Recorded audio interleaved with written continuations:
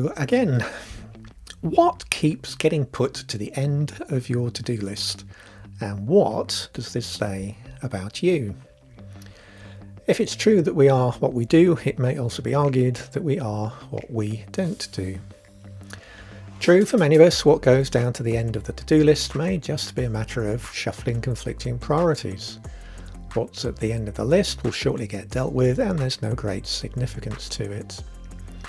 But what about those items that keep on going back to the end of the to-do list? Or, if you want to be even more sophisticated, the types of issue that keep going to the end of the list. These may well be saying something about you, something you may want to start giving some attention to.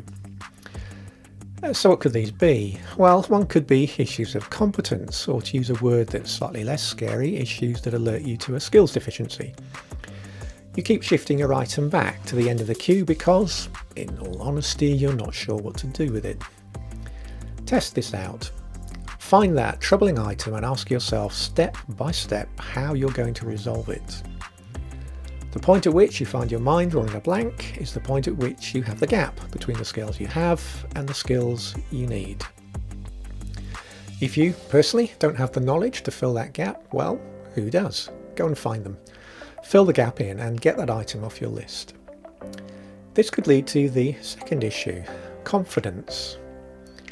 It might be that you don't know what to do, but maybe you do know what to do, but the act of resolving it is what's making you procrastinate. To resolve this issue means having a conversation you don't want, or risks exposing your skills gap in a way you're not comfortable with. Here you have to weigh up the trade-offs. What's going to be more problematic for you, the uncomfortable conversation or keeping that item at the bottom of the pile? How long will it be before the unresolved issue will itself lead to a conversation you've been putting off because someone else initiates that conversation, but on their terms? Awkward though it may be, at least now you can have that conversation on your terms. And if you're concerned about addressing an issue with someone in your own organisation or team, who can you speak to in your wider network who can help? If you can, get this item off your task list and you're choosing not to, what's really stopping you? As well as competence and confidence, we could be looking at an issue of conscience. Negatively, have you told someone that you've cleared this issue when in fact you haven't? What problems might you be storing up for yourself if you don't set the record straight?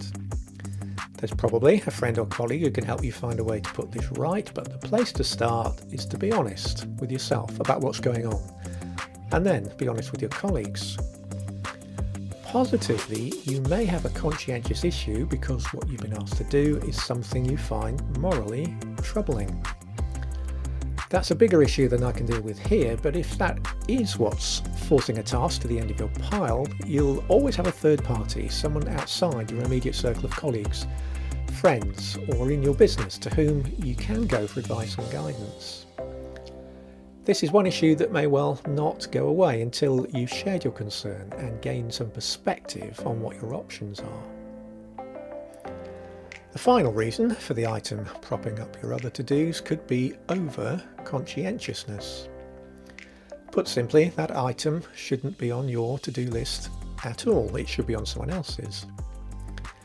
If you've taken on a responsibility which isn't yours and then not fulfilled it, you're not doing anyone any favours, even though you probably did this with the best of intentions. Has it now got to the point where your only real option here is to give this issue to someone who really should be responsible for it? Sometimes the best answer to procrastination is participation or even delegation. So have another look at what keeps going to the end of your to-do list, and if you still can't deal with it, ask yourself what's stopping you. Is it one of these four reasons? Competence, confidence, conscience, or over-conscientiousness? See what you think, but make a decision today as to what you're going to do to put yourself back in control of your to-do list. Have a good week.